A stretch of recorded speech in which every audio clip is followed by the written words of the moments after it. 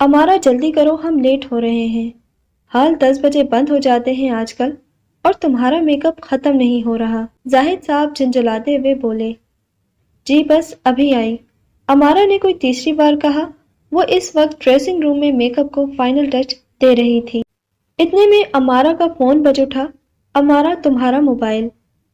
زاہد صاحب نے side table پر پڑا موبائل اٹھایا اور ڈریسنگ روم میں جانے لگے۔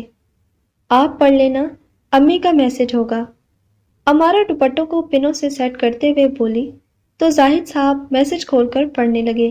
Love you امارا، miss you so مچ، نبیل۔ امارا۔ زاہد صاحب کے لہجے میں نہ جانے کیا کیا تھا کہ امارا کے ہاتھ جہاں تھے وہیں رک گئے۔ نبیل امارا کا تایا زاد کزن تھا اور شادی کے بعد ان دنوں نیا نیا دبئی آیا تھا۔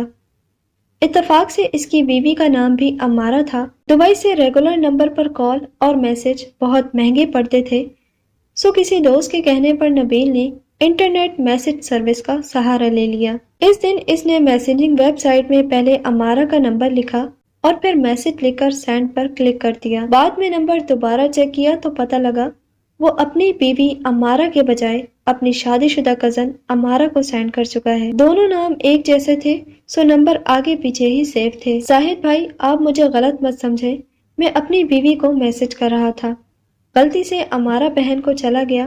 آپ کو جو ذہنی تکلیف پہنچی ہے میں اس کے لیے معافی مانگتا ہوں۔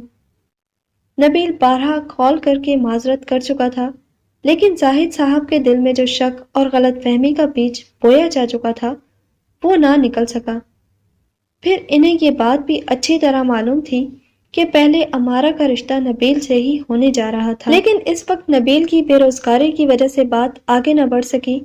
یہ باتیں سوچ سوچ کر زاہد صاحب نے دل میں شک کے بیج کو تناور تنک بنا لیا تھا۔ اچھا بیٹے میں فون بند کرتا ہوں، آپ نے ضرور آنا ہے عید کے پہلے دن۔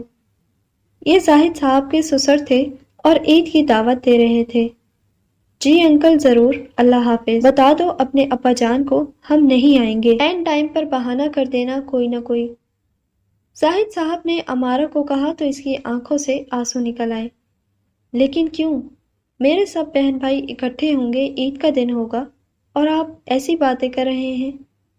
تو وہ تمہارا کزن نبیل بھی تو آیا ہوا ہے، دبئی میں ہی رہتا تو اچھا تھا۔ نبیل آج کل عید کی چھٹیوں میں پاکستان آیا ہوا تھا تو زاہد صاحب کا غصہ اور شک عروج پر تھا۔ دیکھو بھائی، میں نے کہہ دیا ہم نہیں جائیں گے، تم جانو تمہارے امی ابا جانے، مجھے سونے دو اب۔ زاہد صاحب نے حتمی لہجے میں بات ختم کر دی اور کروٹ بدل کر لیٹ گئے۔ یہ کس کا نمبر ہے امارا؟ جب سے میسج والی بات ہوئی تھی زاہد صاحب گھر آتے ہی امارا کا فون چیک کرنے لگتے اور پھر گاہے بگاہے چیک کرتے ہی رہتے۔ یہ میری سہیلی ہے نبیلہ، کل ہی پارک میں اس سے ملاقات ہوئی ہے، یہی ساتھ والی گلی میں رہتی ہے، امارا اپنی دھن میں بتا رہی تھی جب زاہد صاحب نے اس کی بات کاٹ دی۔ اچھا تو اب نبیل صاحب کا نمبر نبیلہ کے نام سے سیو کر لیا ہے، میں ابھی اس نمبر پر کال کرتا ہوں۔ یہ کہہ کر زاہد صاحب نے نمبر ڈائل کر دیا۔ تھوڑی دیر بعد ایک زنانہ آواز ابھری، ہیلو امارا کیسی ہو؟ زاہد صاحب نے فون بند کر دیا اور اٹھ کر کمرے میں چلے گئے۔ امارا کی بے بسی کی انتہا نہ رہی، وہ بھی پیچھے پیچھے چلی آئی اور کہنے لگی، زاہد میں آپ کو کیسے یقین دلاؤں، نبیل میرے بھائیوں جیسا ہے، میری خالہ زاد بہن کا شوہر ہے وہ، پھر وہ کتنی بار بتا چکا ہے کہ غلطی سے میسج کر بیٹھا تھا۔ امارا بیگم بس اب میرا منہ مت کھلواؤ، اسی سے شادی کر لیتی، میری زندگی برباد کرنے کی کیا ضرورت تھی؟ زاہد صاحب تیز لہجے میں کہتے ہی چلے گئے، میرے اللہ کتنا گھٹیا الزام لگاتے ہیں مجھ پر، ذرا بھی خیال نہیں آتا میں نے آج تک دل میں کسی غیر محرم کی محبت نہیں ڈالی، کیسے یقین دلاؤں ان کو اپنی پاک دامنی کا؟ یا اللہ میری یہ آزمائش کب ختم ہوگی؟